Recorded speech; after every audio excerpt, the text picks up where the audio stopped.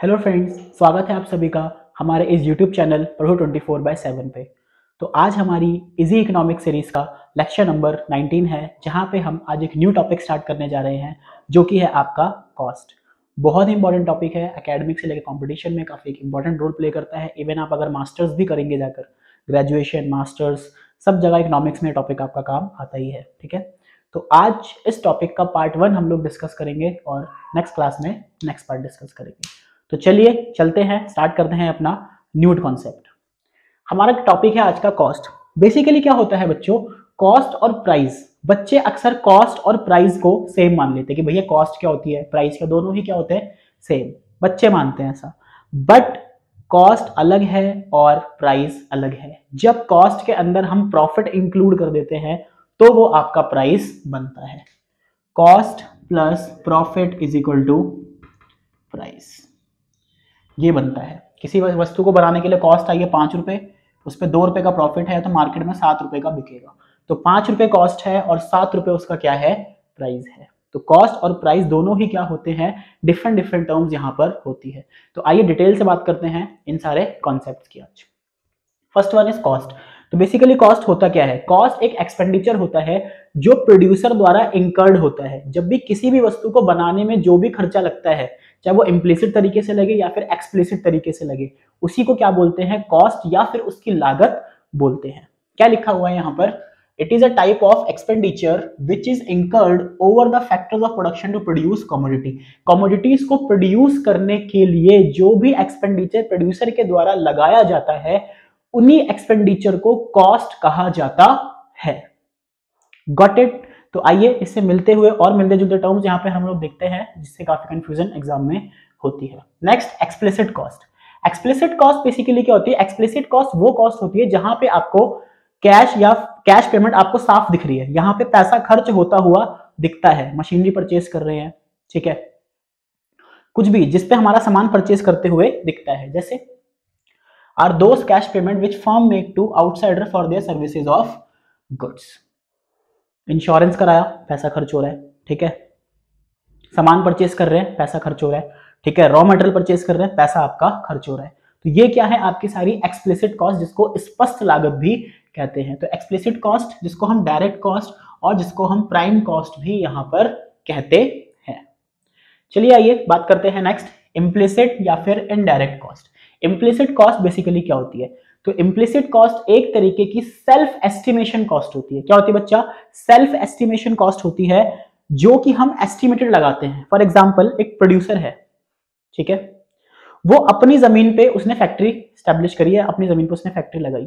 अगर वो फैक्ट्री उसकी जमीन पर नहीं होती, वो एक रेंटेड लैंड पे अगर फैक्ट्री लगाता, तो कितना रेंट पे करता। अंडरस्टूड? थोड़ा शोर आ रहा है, प्लीज इग्नोर दिस, ठीक है। तो अगर वो अपनी जमीन पे ना लगा के रेंटेड जमीन पे फैक्ट्री लगाता, तो वो कितनी लगाता। फॉर एग्जांपल आप में से कितने बच्चे होंगे जो अपने घर में रहते हैं और कितने बच्चे हैं जो रेंटेड हाउस में रहते हैं। तो जो बच्चे रेंटेड हाउस में रह रहे हैं वो तो रेंट पे कर रहे हैं, बट जिन बच्चों का अपना घर है, अगर वही घर सेम वो रेंट पर लेते तो कितना रेंट पे करते, एक एस्टिमेशन आ जाता है ना। तो वही एस्टिमेटेड कॉस्ट को क्या बोलते हैं, इम्प्लिसिट कॉस्ट यहां पर बोलते हैं, जिसको निहित बोलते हैं हिंदी में। निहित मतलब छिपी हुई लागत होती है। तो are cost of self owned और self employed resources. Self employed, खुद से किए गए रिसोर्सेज को एम्प्लॉयड करते हैं, तो उससे एक एस्टिमेटेड कॉस्ट जो आती है, उसी को हम क्या बोलते हैं, इम्प्लिसिट कॉस्ट यहां पर कहते हैं। Next, money cost and accounting cost. क्या है money cost, accounting cost? Money expenditure incurred on hiring and buying of inputs for producing given amount of commodity. किसी भी कमोडिटी को बनाने के लिए जो भी हम लोग इनपुट्स परचेज करते हैं, मशीनरी वगैरह परचेज करते हैं, उसी को क्या बोलते हैं, मनी कॉस्ट या फिर अकाउंटिंग कॉस्ट यहां पर बोलते हैं, जिसको हम आउटले कॉस्ट के नाम से भी जानते हैं, सेम एज मनी कॉस्ट। किस नाम से, same as money cost. Next, sunk cost.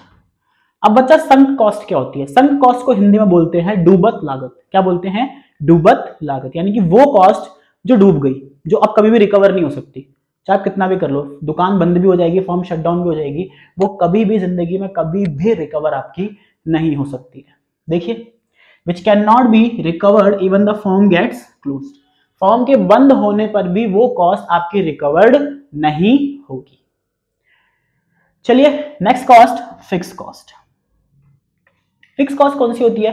Fix cost वो कॉस्ट होती है जो आपके फिक्स फैक्टर ऑफ प्रोडक्शन पे लगाई जाती है। मैंने प्रीवियस लेक्चर में आपको फिक्स फैक्टर भी बताया था कि फिक्स फैक्टर वो फैक्टर होते हैं जो आउटपुट के चेंज होने के साथ चेंज नहीं होते। जब आउटपुट के चेंज होने के साथ फिक्स फैक्टर चेंज नहीं होंगे तो इन पे लगने वाली कॉस्ट भी आपकी चेंज नहीं होगी। तो इसलिए यहाँ पे क्वांटिटी आप चाहे Q करो, Q1 करो, Q2 करो या फिर Q3 करो and so on, fix cost remain constant, जिसको हम लोग टोटल फिक्स कॉस्ट के नाम से भी जानते हैं। किसके नाम से जानते हैं बच्चा? टोटल फिक्स कॉस्ट के नाम से भी जानते हैं। Next we have variable cost. Variable cost यानी कि जो कॉस्ट वेरी करती है, वेरी करती है यानी कि जो वेरिएबल फैक्टर्स ऑफ प्रोडक्शन पे लगाई जाती है। वेरिएबल फैक्टर्स ऑफ प्रोडक्शन पे लगाई जाने वाली कॉस्ट ही क्या कहलाती है? वेरिएबल कॉस्ट, जिसको हम टोटल वेरिएबल कॉस्ट भी बोलते हैं। वेरिएबल फैक्टर कौन कौन से होते हैं आपके यहाँ पे? लेबर वगैरह हो गए, ठीक है। अब देखते हैं फिक्स कॉस्ट में क्या क्या हो सकता है आपका। प्लांट एंड मशीनरी हो गया, प्लांट एंड मशीनरी हो गया, ठीक है। सैलरी ऑफ परमानेंट स्टाफ, भैया जो परमानेंट है उनको तो पैसे देने ही देने हैं, ठीक है। लाइसेंस फी, लाइसेंस फी हो गई आपकी जो कि चेंज नहीं होती। यहां देखिए टीवीसी में क्या हो गया बच्चा आपका? रॉ मटेरियल, जितना ज्यादा रॉ मटेरियल उतनी ज्यादा कॉस्ट, जितना कम रॉ मटेरियल उतनी कम कॉस्ट।